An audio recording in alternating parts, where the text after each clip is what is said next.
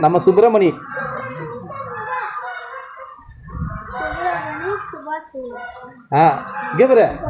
கிபரே இது சுப்பிரமணி இது சுபாஷினி வேற என்னடா பேர் இருக்கு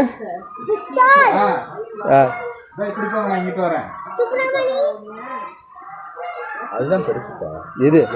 ரெண்டு தான் பெருசு இதுதான் மூணும் பெருசு ஞாபகம்னா ஏத்தின்னு படா